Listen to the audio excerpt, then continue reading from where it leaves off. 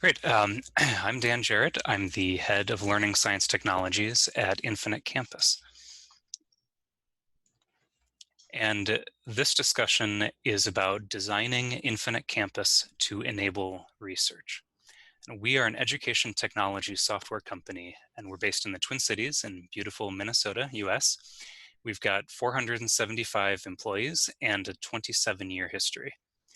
Our mission is transforming K-12 education, and we are a mission-driven company. We're not funded by private equity. We are not publicly owned. We believe strongly in the power of education data systems to help schools streamline their processes, promote collaboration, and especially personalize learning. But technology is only one part of transforming K-12 education. It's a part of the ecosystem that we all share, and that specifically includes the education research community. So we build a student information system, a learning management system, and a student payment system for the US K-12 market. More than 2,000 school districts in 45 states have purchased our system, and that holds the data of 8.2 million currently enrolled students and more than 130 million student years of historic data. To put that in perspective, there are 1.5 times more schools using Infinite Campus than the number of McDonald's restaurants in the US. So Infinite Campus serves 7 states with more than 500,000 students each. Georgia has more than 1 million students using Infinite Campus. And we serve every school district in Kentucky, Nevada, Hawaii, and the Bureau of Indian Education. In Montana and South Dakota, even districts who use other student information systems use Infinite Campus for state data collection. We've got more than 10% market share in 25 states. So this means that we have existing relationships with a highly heterogeneous set of student populations and education agencies at all levels. Rural and urban districts all use Infinite Campus, including 15 of the Council of Great City Schools. Student information systems are the system of record for microdata, that is transactional data collection. School districts put data into our student information system to make communication easier between staff members and families, to make compliance and funding and accountability reporting easier, and for trend analysis for continuous improvement. This is a lot of data.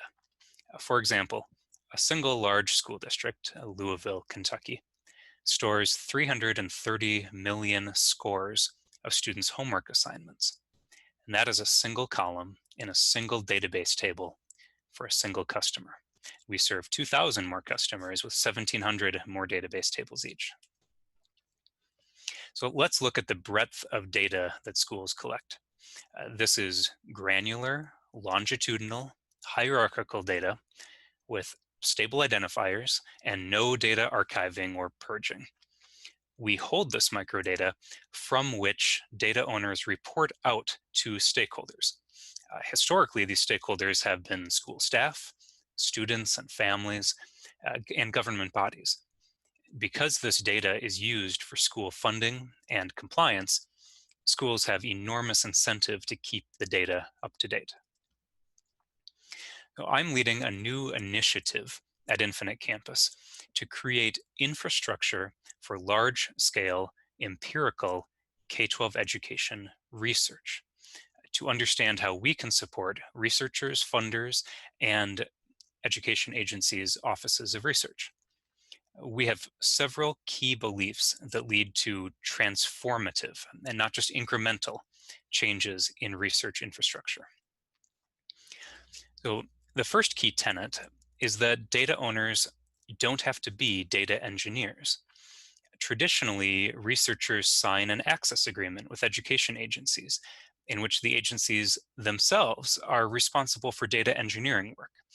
That is the extract and transform and load processes to make data ready for research. That is expensive, and it means researchers wait on education agencies' engineering timelines. I spoke with a researcher who had waited a year and a half for statewide data.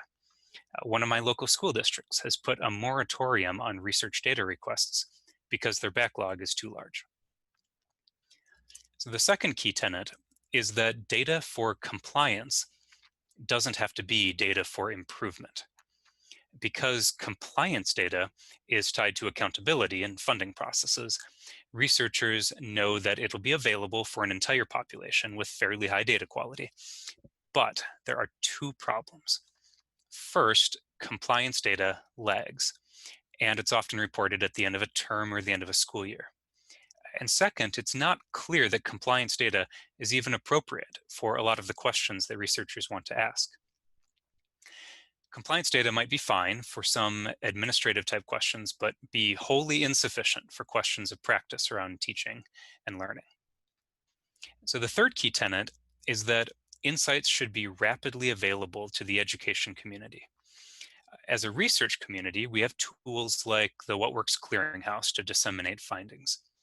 And it's important to continue innovating on how to deliver that what works and by how much for whom answers to the people who would benefit the most.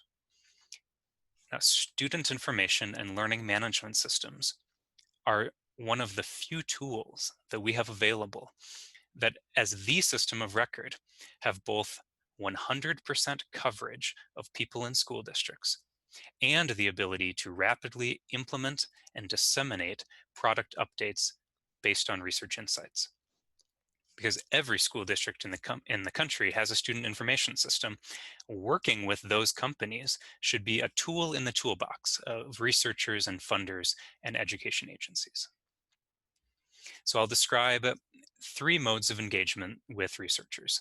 And they vary based on the type of research questions that you have, or the type of data and identity of schools you want to work with, and whether and how you want to do technology transfer. So first, we support researchers who want to work with specific education agencies. Because we already manage the education data infrastructure, we can create a secured environment within the data centers we own and operate. And in that environment, we can place the data that the school district or districts have allowed the researcher to access, plus sufficient computational resources for analysis. So this means you're not waiting for education agencies' data engineering backlogs. And there's no more emailing CSVs. Data stays on Infinite Campus machines. Second, we support researchers who want to embed at Infinite Campus for research and development purposes. They'd work on novel technologies where their research goals and our product strategy are aligned. And researchers can publish their findings, and Infinite Campus's scale means that experimental validation could potentially reach really large N. And finally, we have and are improving a national data warehouse. This tool contains de-identified, aggregated student and product use records. To date, we have only used this internally to power our machine-learned school dropout early warning system. But we're learning from the research community what affordances and constraints should exist to make this a more broadly available resource. This might be for observational or quasi-experimental studies, or it might work well for researchers who use our system plus IMS Global data interoperability protocols to work with districts to do randomized controlled trials where they're measuring the causal effects of specific learning content or technologies. And of course, when researchers find something that works, we want to give them an avenue to reach a large population of schools.